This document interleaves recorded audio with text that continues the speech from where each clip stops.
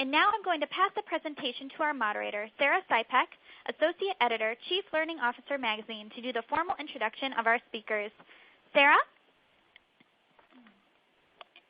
Thank you for the introduction, Caitlin. We've got a great program for you today, but before we begin, I'd like to encourage you to visit our website, www.clomedia.com, after this webinar to sign up for a free e-newsletter subscription to Chief Learning Officer Magazine. Remembering is hard. Forgetting is easy.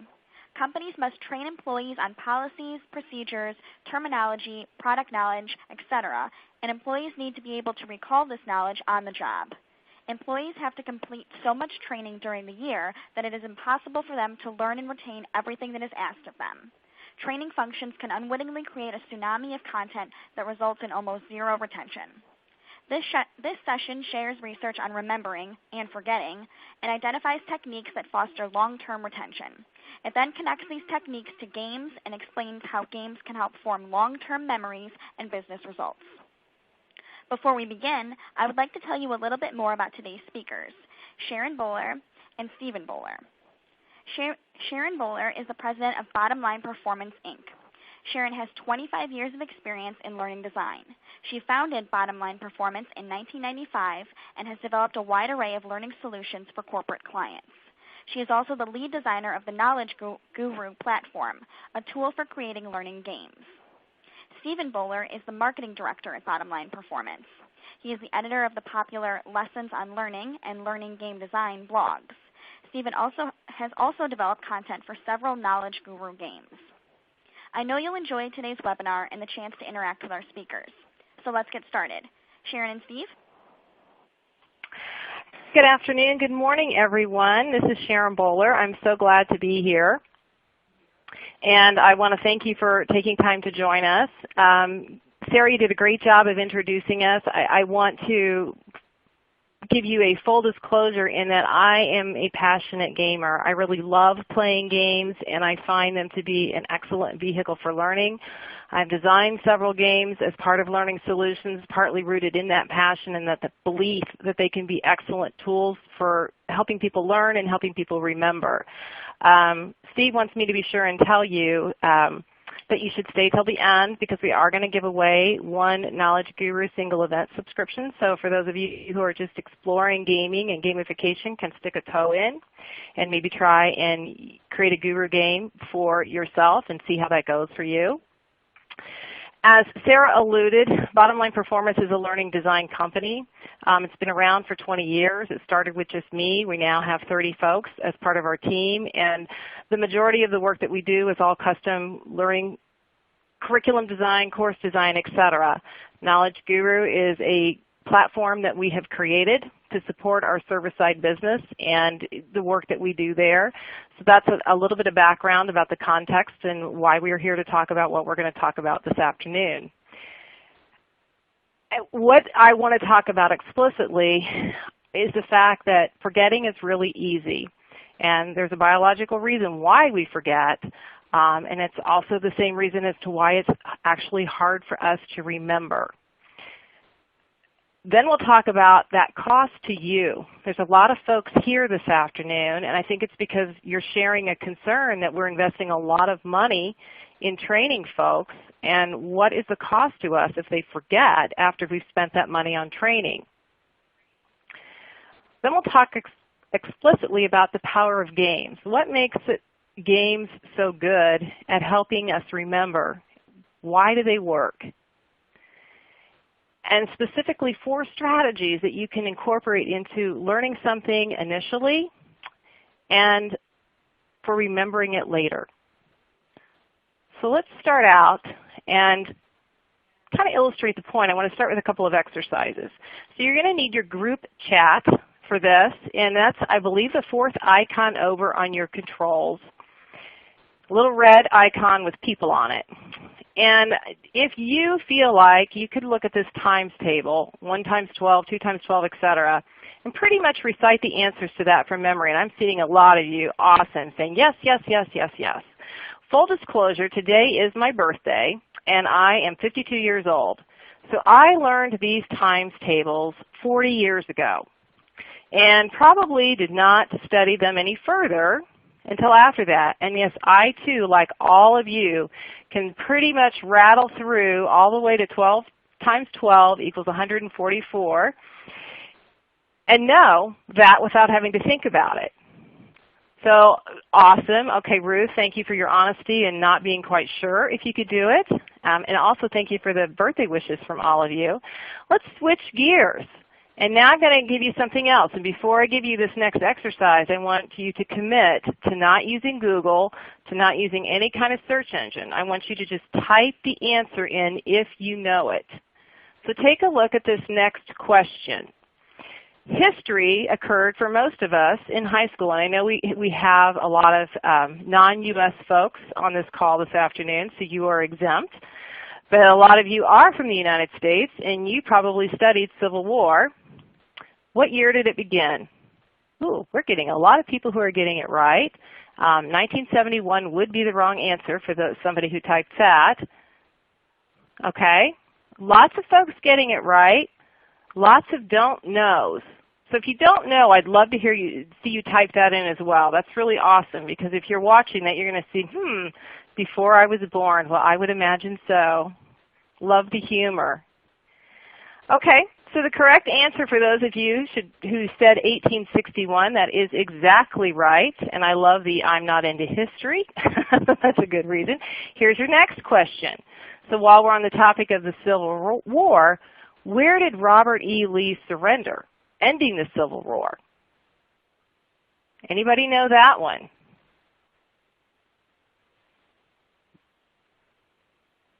Well, some people are getting these right away. Some people are getting them right away, and a lot of people aren't. So it's awesome for those of you who are into history and who are getting it right, and that answer would be at Appomattox Courthouse in Virginia.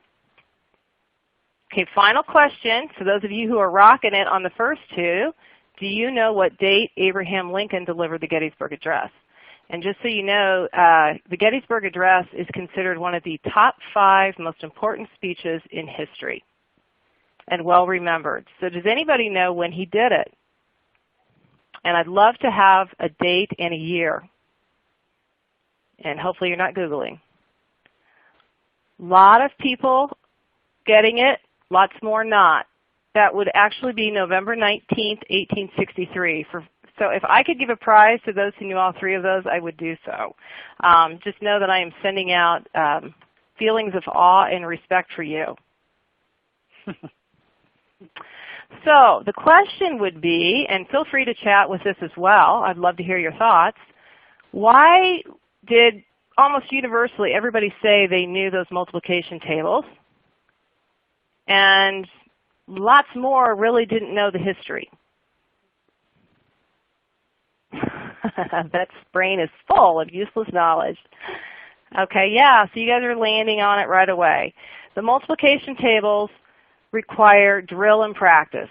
When you first learn those in 4th grade, you have flashcards, you have lots of homework assignments that have you doing them, and then also it's foundational, right? So the learning that you did in 4th grade applied to what you did in 5th grade, etc. Whereas how much time did you spend on the Civil War in high school? A lot of folks may have covered the Civil War in about a 2-week period during one semester in high school. If you took American history in college, you might have covered the Civil War as in a 16-week semester. You might have spent about the same amount of time in college, and then you never draw back on that again. So the workplace is kind of like that as well. Some stuff you need to know cold, like your multiplication tables. It's very handy to know them cold because it enables you to do so many other things in your life by knowing them cold. Civil War, kind of a nice to know. You can be impressive at a party if you know all that stuff, but you don't have much daily use for that information. So it's okay for that to be electronic memory. You're going to find it and locate it when you need it. But today is about the workplace and what employees need to know in the workplace. And when does having that organic memory, that know-it-cold memory, matter? So these scenarios that I'm going to share with you now are all ones that we have dealt with at Bottom Line Performance and designed solutions for. So this first one, imagine that you're a customer support engineer and that you work for a medical device company and you sell $250,000 pieces of equipment that help people analyze blood. Your job is to train the lab techs on how to operate this $250,000 piece of equipment. How important is it going to be for those lab techs to be able to execute those procedures cold, from memory, for efficiency's sake, etc.? Is the hospital going to be okay after investing $250,000 if the lab techs are having to look everything up as they execute procedures? Right, I'm seeing lots of people saying really high critical. Another person saying no, need job aids. But think about how this piece of equipment is positioned to the hospital, and we all know healthcare is a tight market, and they're thinking hard about every dollar they spend. So one of the things that you are saying with your piece of equipment is that it increases efficiency. You're going to get higher throughput and be able to do more in less time. So if I have to use job aids all the time, am I going to be as efficient as if I don't? So yeah, I see someone saying job aids can work at first, but in time people do need to know it cold.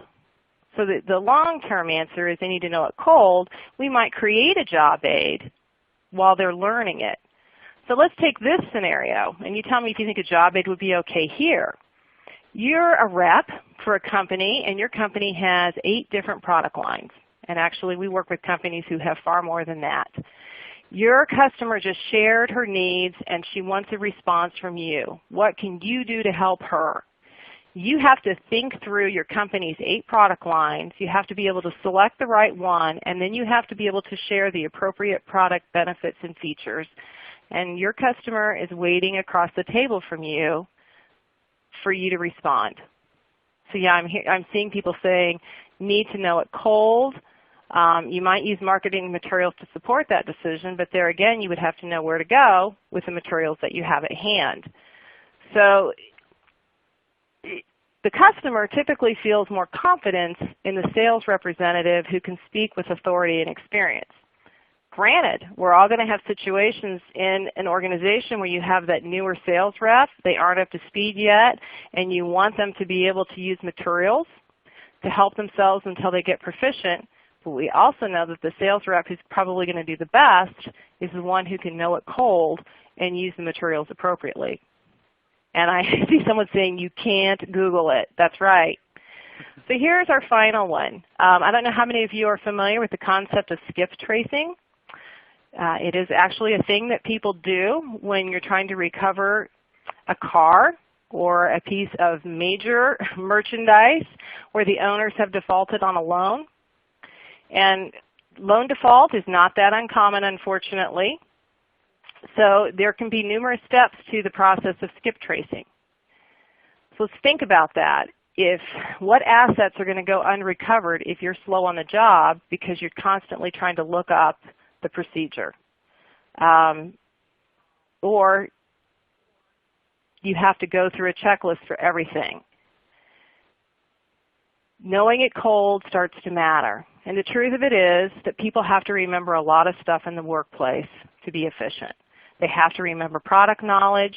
They have to remember industry facts. Understanding the industry can be really critical to being effective in a sales situation, for example. In the pharma industry or the medical device industry, when you're going in and talking to a physician, that physician is not going to have a lot of time for you if you don't understand the therapeutic area that that physician works in. That's not something you can look up while you're in the office. Policies and procedures.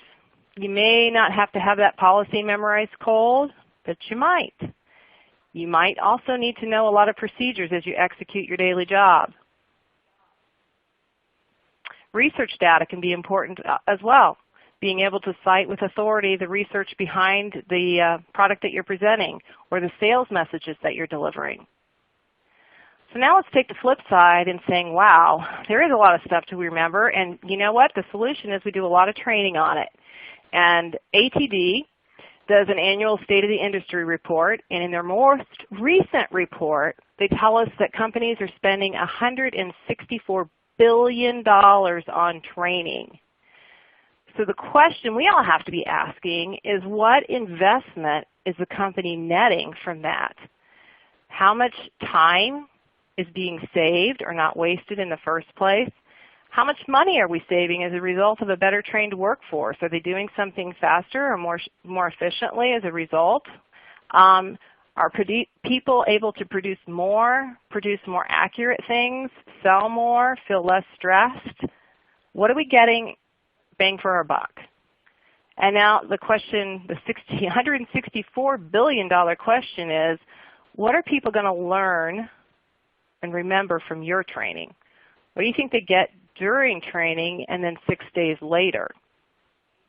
So if you deliver training today, like perhaps I'm doing here in this presentation, how much of this presentation will you remember 6 days from now?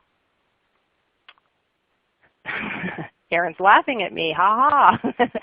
How many of you would guess A, 30% of it you might remember after 6 days' time?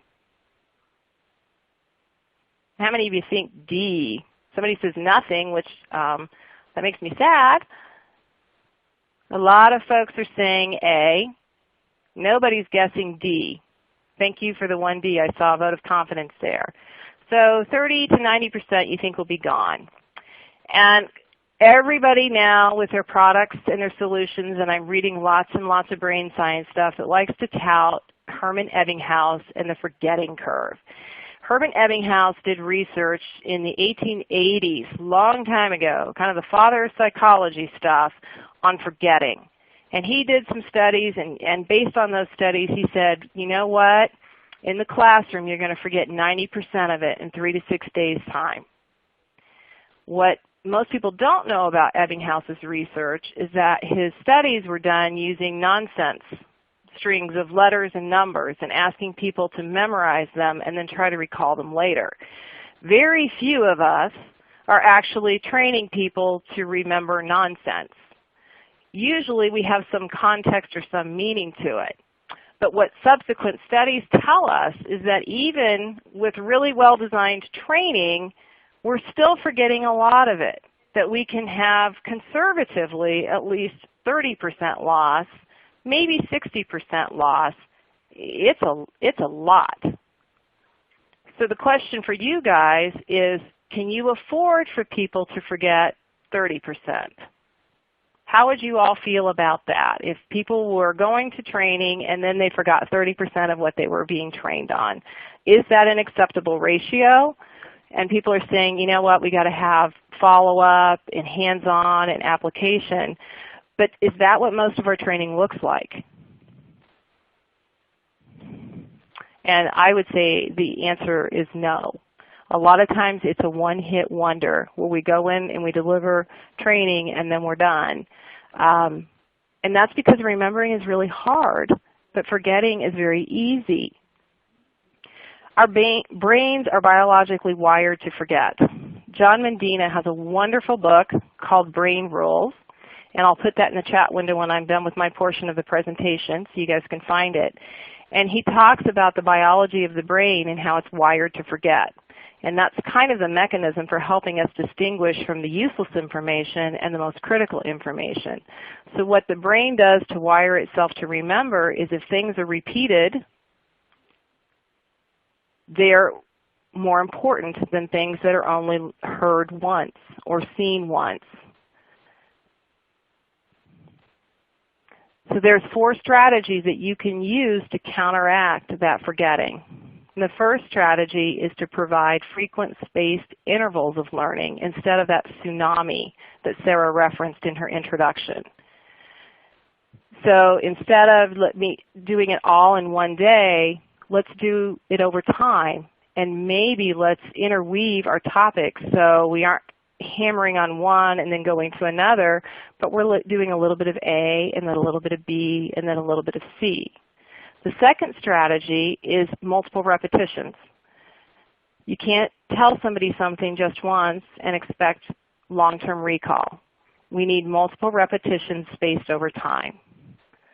The third is immediate feedback. We have to give people feedback when they make mistakes, and we need to make sure that the learner gets it right before we allow them to move forward. So if you make a mistake and I just say wrong, move on, you run the risk of embedding the wrong information and never learning the correct information. And finally, stories. Stories can really drive the learning experience, and stories are a great way to help cement memory. We tend to remember in narrative form. So it can be more memorable to us to even recall dates and what happened when it's in the context of a story as opposed to just a set of discrete facts. So what do I mean by that concept of spaced intervals? This is a good little graphical chart to kind of show you. So imagine that those blocks, the colored blocks, represent topics. So you can have something that's a more micro spacing, and yeah, I see someone quoting Real Talheimer. I love him, and he does a good job of talking about macro and micro spacing. So micro spacing is maybe you have very rapid repetitions within a short period of time. It could, minutes could elapse between repetitions. So I'm talking history and I cover some content, and then 10 minutes later I repeat that content, and then 10 minutes later I repeat it again. And then we move on to a new topic. That's effective, and it does increase retention, but the best spacing is more macro, where now I do history, and then maybe I move to math, and then I go to spelling, and then I repeat that a week later, and once again do history, math, and spelling, and then repeat it again. That tends to embed the longest term memory in people. So you have to decide in an organization what is most critical for people to remember, and how am I going to design that learning experience to facilitate that. So I am really into the whole brain science and memory and retention stuff, so I tend to collect the research on it. And I've got several links here for you, and I'm hoping that we can make slides available after this presentation, so if you want to learn more. I really like what UCLA is doing in their Learning and Forgetting Lab. That's where the whole concept of the interleaving and moving between topic and topic rather than staying and hammering on one thing comes from. They have a lot of great studies there. Let's take a deeper dive into the feedback concept, because I see feedback done poorly a lot of times. And feedback that's immediate is going to pose a challenge or a question to the learner, kind of like think of the flashcard, and the learner might make a response, and if that response is correct, great, let's move on. If that response is incorrect, then we offer a form of corrective feedback to communicate what was wrong about that, what needs to be corrected, and then we have the learner answer again. That's really important in embedding the right information. It's very easy for us to inadvertently embed the wrong information if we don't require the learner to get it right before we move on. So having told you all that, where do games fit into this? The trend of games and gamification is so hot right now, but let's think about where they fit in. And what do we even mean by the word game? Because game and gamification are different. So a game is an activity that's going to have some kind of explicit goal or challenge. There's going to be rules that people follow when they're trying to achieve that goal. There's some level of interactivity. It's either going to be with the other players or it could be with the game environment. And then there's going to be a feedback mechanism that is going to give that player a very clear cue as to how well or poorly they're performing. There's also a quantifiable outcome to this activity. You're going to win, you're going to lose, you're going to hit the target. And often, not always, but often it'll generate some form of emotional reaction in the players. Players tend to get invested in the play experiences they're going through. So as we think about what's useful in that in terms of linking games to the remembering, games naturally include spacing in them. You can incorporate that into your learning game design in terms of levels of play, that turn-based mechanic. They tend to have a lot of repetition to them. They have high replayability. Again, the use of levels, the incorporation of scenarios that cause you to repeat the information. They tend to provide lots and lots of feedback to people, so you constantly know how you're doing. You get rewards and consequences built into them. And many of them will incorporate stories or themes that also can help cement the memory. Themes are typically part of a game and can help be a resource about it. So if we think about the game and what's required to remember, now let's flip it and say, well, what do we need to do to learn it in the first place? So there has to be some level of motivation involved. There has to be relevant practice. There has to be feedback. And then ding, ding, ding, there has to be the ability to retrieve it later or remember it. We typically don't say that people learn something if they can't later remember it. So once again, we go back to games, providing oftentimes some level of motivation, especially in the intent to achieve the goal within the game. A well-designed learning game will have very relevant practice for the player. The feedback is much more constant than in other learning situations, and the repetition mechanisms enable that ability to retrieve it later. So I'm linking again to still more. We have the game goals, the points, badges, and leaderboards, the levels, the flow, the fun, the rewards, and the consequences can all help motivate the player. The practice, oftentimes the game goal itself and how you're structuring that in a learning game, what people have to do to achieve it. The game rules that you set up can be set up to mirror real-world context. The story can be set up to mirror real-world context, and the challenges can be set up to mimic real-world context. Feedback comes in terms of consequences and rewards gained and lost. And then again, the retrieval later comes from the repetition, the spacing, and the relevant practice.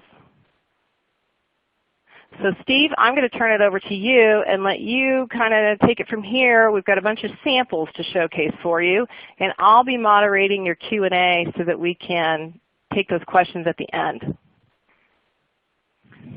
Thank you, Sharon. Hey, everyone. This is Steve. It's my turn now. So my job here is to kind of take those strategies that Sharon was discussing and show you how they link to some actual tools, some actionable solutions, and how you can kind of piece it all together. So our first example here, I'm going to flip through a couple screenshots from a Knowledge Guru game that ExactTarget used to train for a product launch. So they were trying to teach product knowledge that their sales and support reps needed to know cold. And I'm going to go through these here, and the first point is looking at the story. So in this case, we have at the beginning of the Knowledge Guru game, when people were coming into it, they're seeing this story right away. There's a guru challenging them, telling them they're going to have to climb this mountain, deliver scrolls up to his pagoda to become a knowledge guru. So right away, it just kind of keys you in. It brings you into the experience, and also might tie into that motivation piece that she mentioned. Repetition was happening in this game. You can see once they come in, and they've entered a topic. This particular topic is a mountain that they have to climb, and they have 3 scrolls with 3 paths they have to go up to deliver those. So if I went into those questions, you would start to see that each path is going to have questions that are repeating questions on the other path, but it's different types of questions. So I might have a scenario and a recall question and an image-based question, all teaching the same learning objective. So that is how the repetition is happening in the game. They're going through and playing, and they're going to see that content with a little bit of micro-spacing happening. But ExactTarget took things a little bit further, and they were also able to get some repetition as far as encouraging people to play the game, which makes sense. They're since become part of Salesforce.com, but as a standalone company, they were a digital marketing company, so they kind of understood this concept of repetition from that side of things, and they integrated the game into their LMS very well and set up leaderboards in addition to the leaderboards in the game. And they also sent out a variety of emails spaced out over time with some rewards and prizes, incentives for them to go and play. And the approach worked very well for them. ExactTarget's business results, Dr. Carl Kopp wrote about them in Learning Solutions magazine. They were able to build a very quick pipeline for their product, quicker than products from the previous 2 years. They were able to dramatically increase their first call support resolution as well as increase the average contract value. So that's all been out there in Learning Solutions magazine. Our next example here, this is taking it outside of just a single game-based experience, but looking at how a variety of games or mini games or e-learning courses can be connected to instructor-led sessions and follow-up resources to get more of a macro-spaced experience. So this chart you're seeing on the screen right now actually illustrates the design of a global product launch curriculum that we developed for one of our customers. They had a very large launch going on, and what you'll note is that we've divided it into 3 phases. You have a pre-work, you have launch meeting, and then you have the follow-up stage. And you'll see a lot of arrows crisscrossing in all different directions. And that's because certain materials that are introduced in the pre-work are then carried over into the launch meeting. So different modules were designed to link to different activities, and then that all flows into the follow-up. So if we look at this a little bit more and look at some of the different mini games or courses that they had, this was a game called Making Fuel that we created as one of the pre-work modules. So in this case, they're trying to mix their fuel together to fuel their race car, and they're having to pick the weaknesses for each one of their competitors. So they're pulling those in and then attempting to mix it. If they don't mix it right, then something like a boot comes out or something funny, showing them that they did it wrong. And if they get it right, they're able to move on to the next question. So it gives them a little bit of interactivity, and also then that content was repeated in the launch meeting in a different context. So there you see them getting it wrong. So another example of a game-like activity or a mini game in that pre-work would be the ultimate race. You're starting to notice that we did the whole curriculum with a race theme. So here we have different competitors lined up like they're getting interviewed, and a lab director or a potential customer is asking them questions to find out who can do what. And it's designed to help the rep learn what their product can do in comparison to their competitors. So help them to start to really let this type of information sink in, so that by the time they've been through this whole launch curriculum, these features and benefits and weaknesses really come top of mind for them in a sales conversation. And you can see there that their product, of course, is the one that can achieve the desired result. And obviously, we genericized all of these screens for you.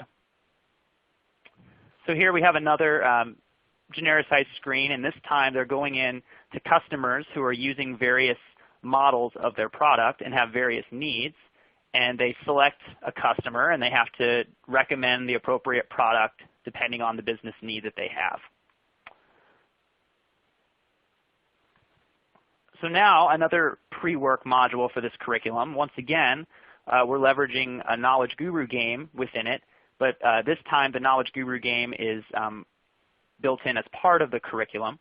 So this game was, once again, they chose the racing theme, which is one of the theme options that Knowledge Guru has. And you can see the leaderboard there on the right. And then they would be going through and answering a variety of questions just to build their product knowledge. And again, all of these activities that are over there in the pre-work are going to be connected to specific sessions that we designed for the instructor-led launch meeting and then going into the follow-up resources. So another product launch that I'll show you briefly, just to show you how these can take different forms. This one doesn't involve a Knowledge Guru game at all. This is a global product launch where in a series of e-learning courses and videos before the launch, they meet this character and a sales rep who's very enthusiastic but makes a lot of mistakes. So they watch a series of videos to start to get familiarized with how they should be selling the new product. And at the launch meeting, among other things, here we bring the gaming element back in. These are some genericized screenshots of a smartphone game that they would play at the table with other reps, where they wager how many customer scenarios they can get right and try to move on to the next round and kind of compete with each other in person.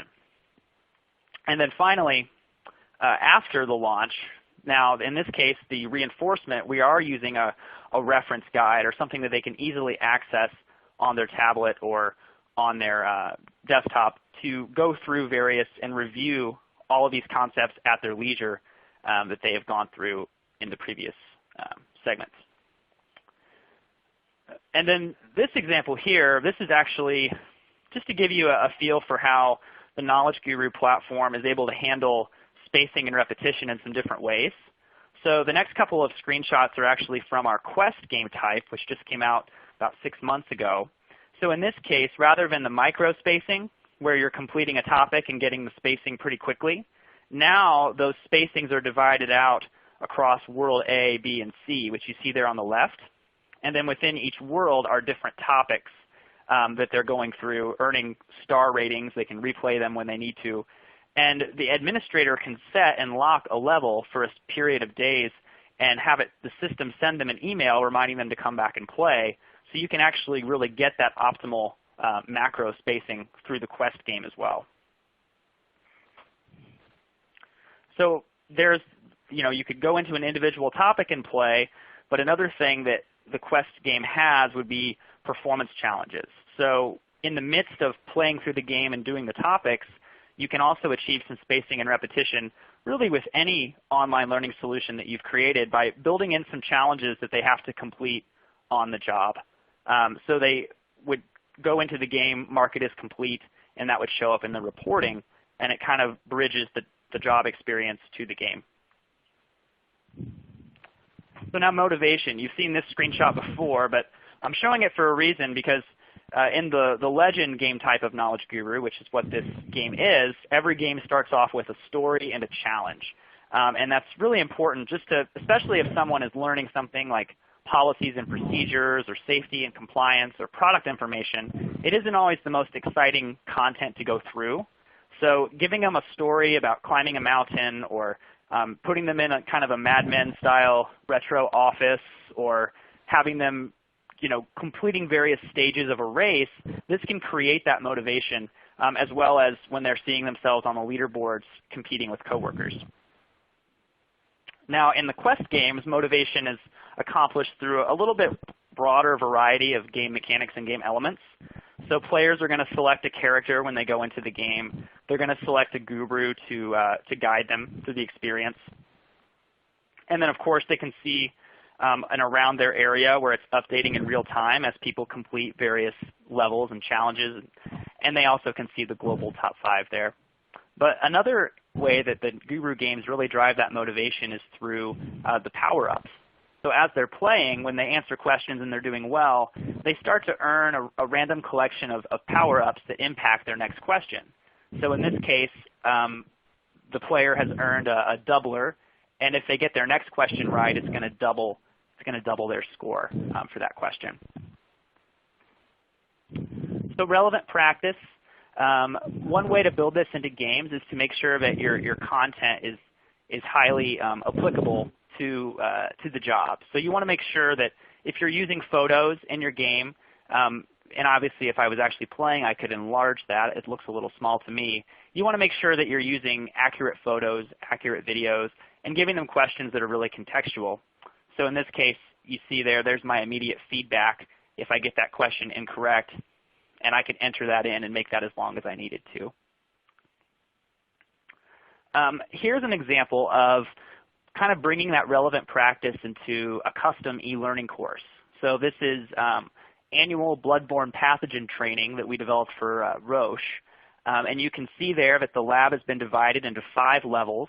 And when a player goes in here, or a learner, they're going to go through a video that kind of creates that motivation, that sense of story. And they find out how they're going to be trying to avoid these BBPs, who are these little characters here. And then when they go into each one of those levels, they get that relevant practice because even though the lab is illustrated, the labs are specially designed to have all of the exact components that a lab that they might work in would have.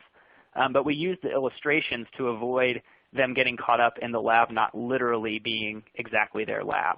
So there's ways to do relevant practice even when you're using illustrations. Now, relevant practice, there's some other ways that this happens now in the Quest games for Knowledge Guru. You can see there that you can embed video into your Knowledge Guru questions. And so that's great if you have videos that are highly relevant to your learners. You can put those right into the questions. But another kind of take on relevant practice would be simply making sure that learners are really seeing the questions or the areas or objectives that they need the most work on. So one feature that Knowledge Guru as a platform has for the quest games, the mini games that players play at the end of each section are going to actually pull the weakest questions, or the questions that they were missing, help them review those, help them have another chance to get that repetition as that information is typically relevant to the learner. And then, of course, the performance challenges, once again, if you're taking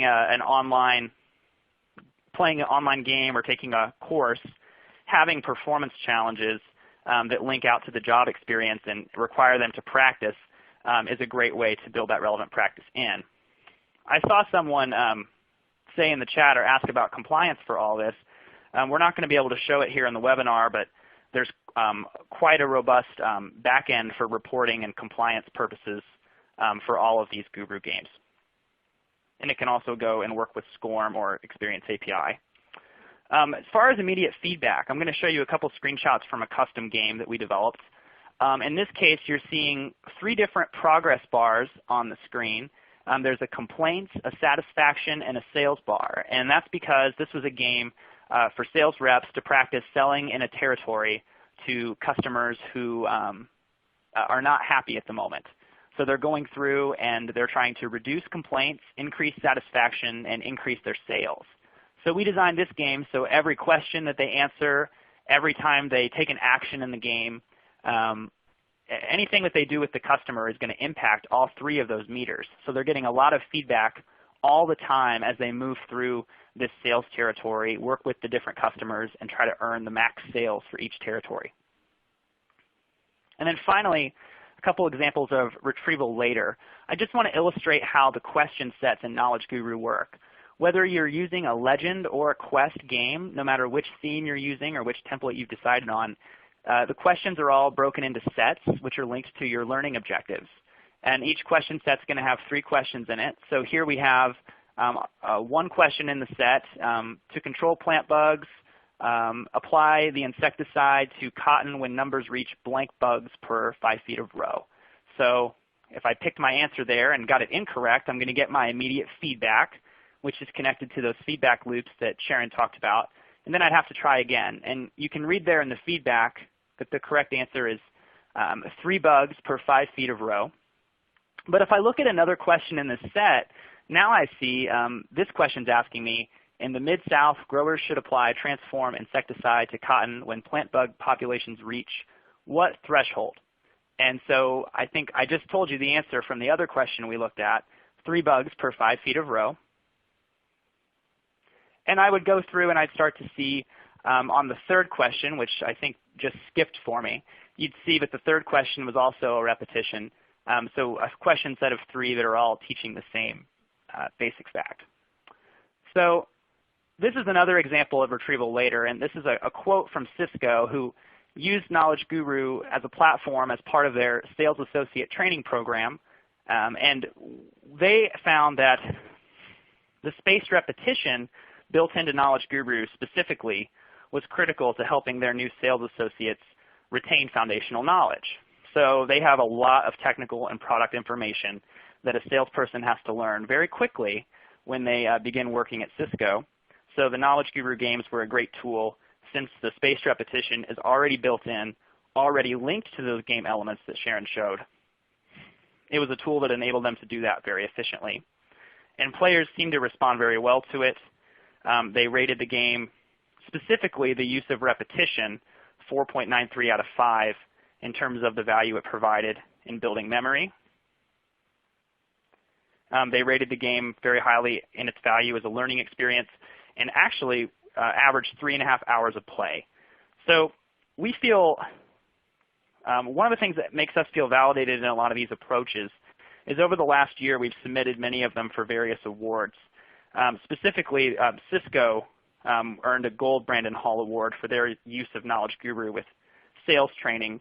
And the platform as a whole received a Gold Award for Best Advance in Gaming or Simulation Technology. So we're very honored to have received those, and think that it really helps to validate some of these approaches if you're looking to bring any of these strategies into your organization. And just for those that aren't familiar, Knowledge Guru is a platform that you can use to build serious games. The games have that learning science and some of that remembering science that Sharon talked about already built in. They're a great way to increase retention of the topics that she mentioned. They're fast and efficient to produce, and there isn't game design knowledge required. So that's kind of an overview of Knowledge Guru. I think at this time it would be a great point to open it up to any further questions that people might have. Awesome. So well, Steve, thank you very much for that. Go ahead, Sarah. All right. Thank you. Well, I was just going to thank you both very much for that excellent presentation. And at this point, we are going to proceed to the Q&A portion of the program. Please access the red Q&A icon on the bottom menu below your slides, type in your question, and then click Submit. Also, please take a moment to note the HRCI code in the certification box at this time. So with that, we've got a lot of good questions, so let's dive right in. The first is, can low-tech games be just as successful? For example, a crossword puzzle of industry terms and jargon. Yes, low-tech can be incredibly successful, and I have personally designed a lot of hands-on simulations that require, I've done one with newspapers and masking tape, and that's all that you used in terms of equipment, and it can be incredibly successful. Part of what tends to make games best is when they're used as part of a solution rather than as the only solution that you're incorporating. So games tend to work as part of a blend where there's an opportunity for there to be some sort of a setup prior to the game and some sort of debrief after the game. So that could be something really high-tech like an online game, but it can also be, to your point, a crossword puzzle or some other activity that people are doing that really engages them and gives them a context and some motivation. Wonderful. All right. The next question is, can you customize graphics which are most appropriate for the business culture? Okay, I am going to assume that someone was thinking most explicitly about the Knowledge Guru examples that we were showing, and those do come with several theme options that you can use, and you also have the ability, if you so choose, to have a private theme created that would be most appropriate for you. Great. The next is, have you found that games work better for a younger group of sales colleagues, or does age not matter when it comes to participating in learning? I saw this. Lots of people were asking about gender and about age in relationship to games and whether people prefer them. And the research shows that people of all ages can play games. And I don't know how many of you folks are on Facebook, but if you look at some of the most popular games like Candy Crush, and Farmville is no longer popular, but at one point in time I think at least 3 million people had played Farmville. And I know I have some older relatives well into their 60s who are the ones that are sending me notices about Trivia Crack and super high scores in some of those social games. So that there's that evidence, but then there's also the research. Pew Group did a good research study showing that the average age of a gamer is actually like 35 years old, which would tell you that you have a significant younger and older population playing to get to an average age of 35, and it's pretty evenly split between men and women. So I think that for whatever reason, there is a prevalent myth that games are best suited to children or young adults, and that's the only way we can engage them. And what we're seeing in our client base is that's simply not true. One of our large clients who was very skeptical about using games had a largely male population, average age well over 40, and most of those folks had PhDs, which would make you feel as though they would find games to be too trivial to suit them. And they were really pleasantly surprised by the reaction they got when they released, it was a Guru game in this instance, to that population and the feedback they got on how effective the players thought it was. Great. Wonderful. So our next question, one of the participants would like to know, how long does it normally take to create a game, and what kind of maintenance is involved for the admins? Again, since I'm not sure, Steve showed some custom games. And I'm guessing they're talking about games. Knowledge Guru. I'm sure. Obviously, we showed some custom. We obviously showed some custom solutions, but I think we can assume that would be Knowledge Guru. So assuming for Knowledge Guru, it obviously depends on your own skill set as a creator. So you don't have to have any game design expertise, but you're going to be most benefited if you have some instructional design skills. So you understand how to write an objective, for example, and you understand how to write a question that links to an objective.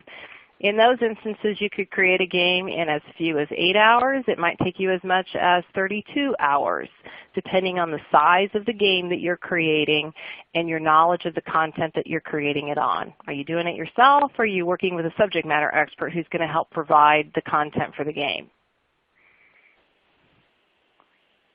Wonderful. Thank you for that. So our next question is, one of our participants said, positive reinforcement works great, negative reinforcement reduces learning effectiveness. Do you guys agree with that statement? I'm trying to guess his context for that, and I would say in a game it's really contextual.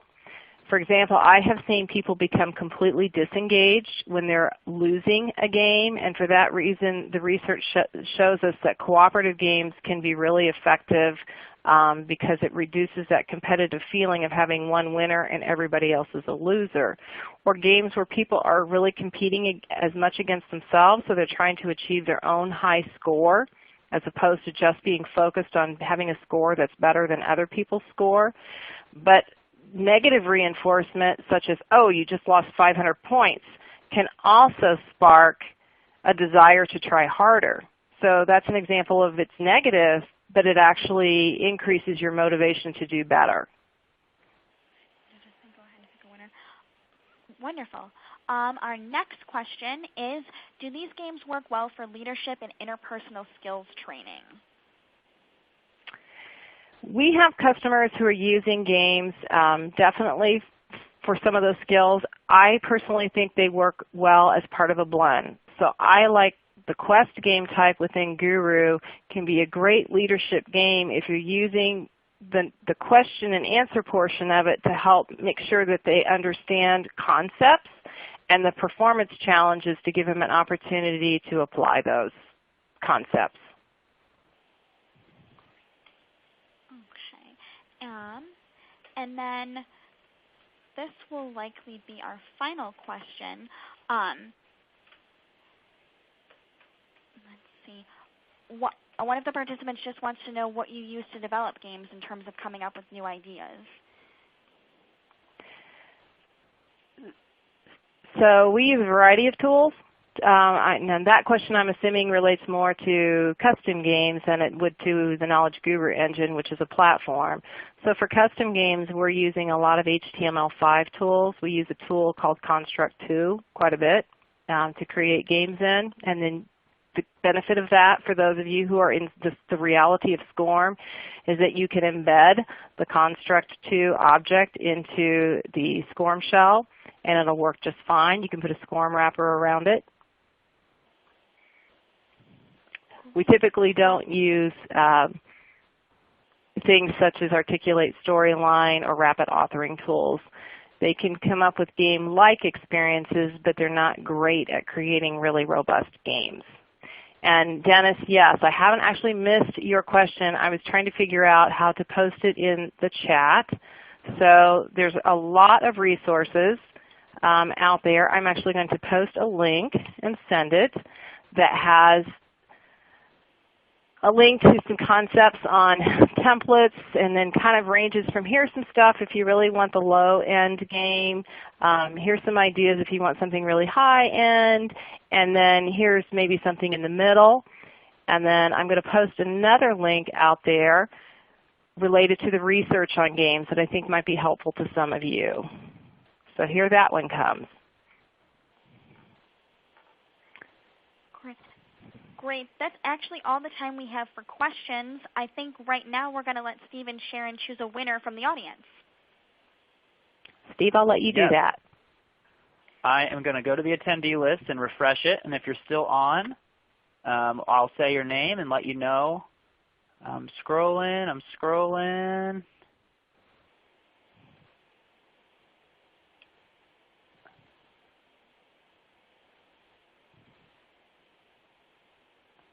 Do we have a Cheryl Kelly? Cheryl, if you're here, type into the chat. I see a lot of people saying, I'm here.